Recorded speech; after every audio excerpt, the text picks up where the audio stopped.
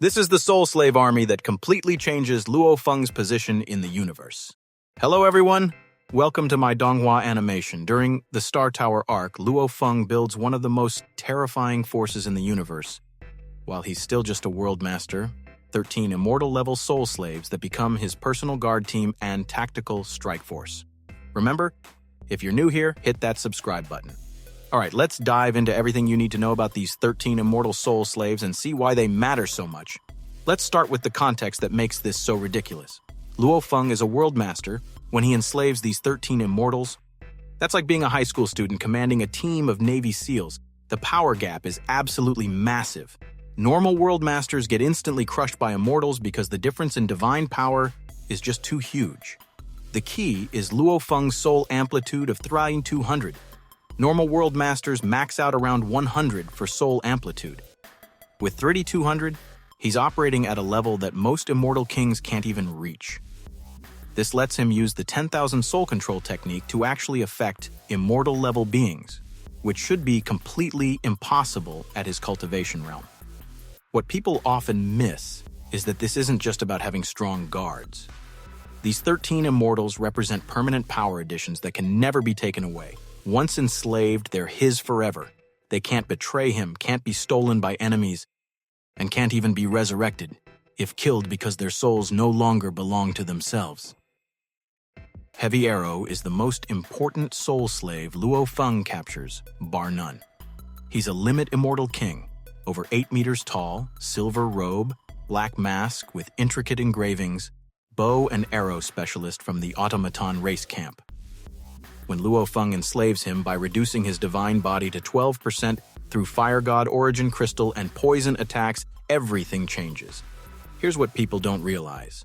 Luo Feng directly controls Heavy Arrow's body like a puppet during Star Tower battles. By puppeting a Limit Immortal King, he can fight at that power level even though he's World Master. This is how he kills dozens of other Immortal Kings and captures the rest of his soul slaves. The recovery cost?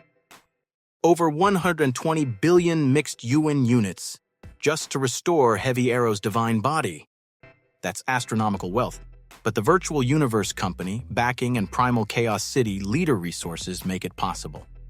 Heavy Arrow becomes Luo Feng's primary combat body throughout the Star Tower arc. He's not just a guard, he's the weapon Luo Feng uses to dominate immortal-level battles. Later, Heavy Arrow serves as a deterrent. When other immortals see Luo Feng has a Limit Immortal King soul slave, they understand he's not someone to provoke. That reputation saves Luo Feng from countless potential conflicts. King Honed Heart, King Ku Kan, and King Sorrow Demon are all pinnacle Immortal King spirit masters. And this is crucial for understanding how Luo Feng builds his army. These three specialize in soul control, which means they can help Luo Feng capture even more soul slaves. Honed Heart looks like a diamond man covered in crystals. What makes him invaluable is that pinnacle Immortal King spirit masters can burn their divine bodies to massively amplify soul control power. When Luo Feng targets someone for enslavement, he can have Honed Heart burn divine power to boost the soul technique's effectiveness. It's like having an amplifier that makes each capture easier than the last.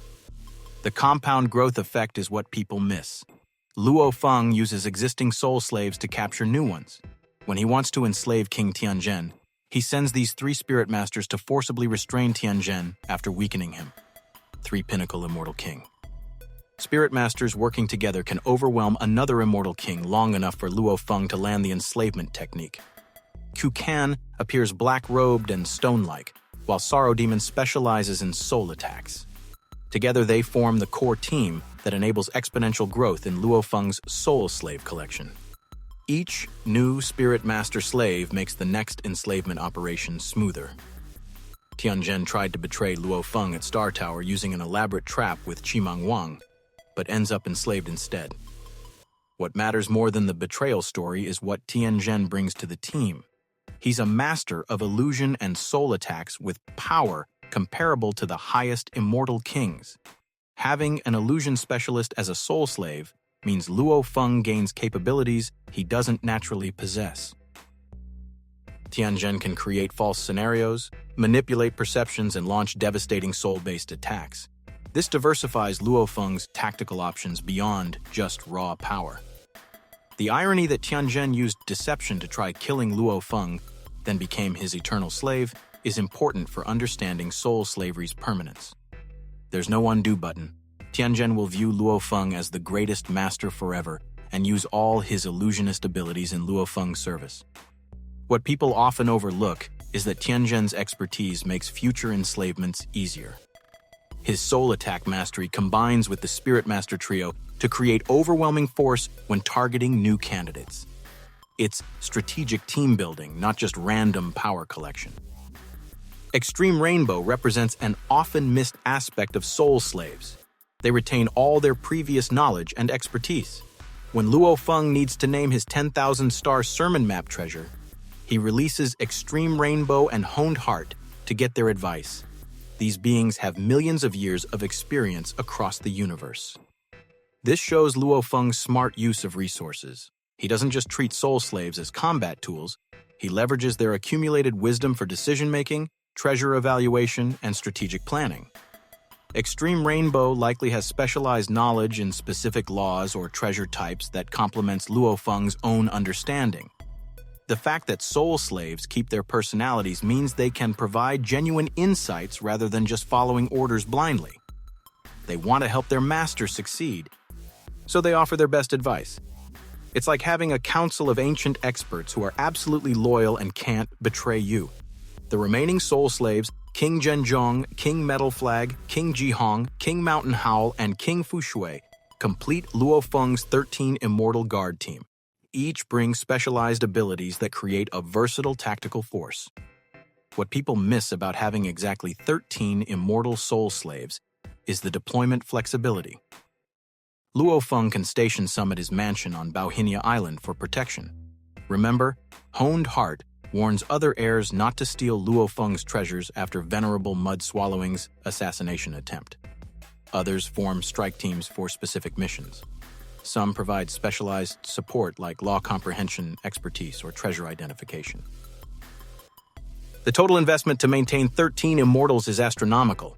If Heavy Arrow alone cost 120 billion mixed UN units to recover, maintaining the full team requires resources that only someone backed by Virtual Universe Company could afford. But the return on investment is enormous. Luo Feng essentially has Universe Venerable equivalent of total combat power while still at World Master realm. Here's the brilliant strategy people often don't fully appreciate. Luo Feng uses Soul Slaves to capture more Soul Slaves. Heavy Arrow provides the combat power. The Spirit Master trio provides soul control amplification. Tian Zhen adds illusion support. Together they can overwhelm and restrain targets while Luo Feng performs the actual enslavement. Each new soul slave makes the next capture easier. It's exponential growth rather than linear. This is why Luo Feng can enslave so many powerful immortals in a relatively short time during Star Tower. He's not working alone. He's coordinating an entire team of immortal-level specialists. The Spirit Master's burning divine bodies to amplify soul techniques is key. This dramatically increases success rates when targeting strong opponents. Without this amplification, many enslavements would be impossible because the target's soul defenses would be too strong. This is crucial and often overlooked. Enslaved cultivators cannot be resurrected even by universe masters. When you kill a normal immortal, powerful beings can use time and space reversal to bring them back. But soul slaves? Their souls no longer belong to themselves. If someone tries resurrecting a killed soul slave, they'd only create a dead, unusable body. This makes soul slavery the ultimate method for permanently removing enemy geniuses from the battlefield. It's why hostile factions fear it so much. You're not just defeating opponents, you're permanently converting them into your own forces. For Luo Feng, this means his 13 Immortal Soul Slaves represent permanent power additions that enemy factions can't reclaim. Even if some die in battle, they're gone from the enemy's roster forever. It shifts the strategic balance permanently in his favor. People often wonder how Luo Feng affords maintaining 13 Immortal Soul Slaves. The answer is his connection to Virtual Universe Company and being the disciple of Primal Chaos City Leader. These give him access to wealth that normal cultivators never see. Having 13 Immortals at his command while still World Master lets Luo Feng compete with Universe Venerables in total combat power. that's worth any resource cost because it accelerates his rise astronomically. What many don't realize is these 13 immortals continue serving Luo Feng long after Star Tower. They become his core guard team, protect his family on Earth, handle sensitive missions he can't personally attend to, and provide tactical flexibility that single cultivators lack. When Luo Feng eventually breaks through to Immortal himself, he already has 13 Immortal King level subordinates. That head start is enormous. Most newly ascended Immortals have no such support structure. His foundation for building influence and power is already set. The Soul Slaves also serve as deterrents. When other powers see Luo Feng commands 13 Immortals, including multiple Limit and Pinnacle Immortal Kings, they think twice before provoking him. That reputation saves countless potential conflicts. So that's everything you need to know about Luo Feng's 13 Immortal Soul Slaves from the Star Tower arc, from Heavy Arrow as the foundation enabling everything, to the Spirit Master Trio creating compound growth, to the permanent strategic advantage of having 13 Immortal-level subordinates while still World Master. This Soul Slave army completely transforms Luo Feng's position in the universe. Which aspect did you find most interesting? The compound growth strategy, the resource economics, or the permanent advantage of Soul Slaves being unresurrectable?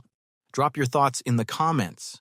If this breakdown helped you understand why these 13 Soul Slaves are so crucial to Luo Feng's rise, hit that like button and subscribe to my Donghua animation for more in-depth Donghua analysis. Don't forget to ring that notification bell. Thanks for watching, and I'll see you in the next one.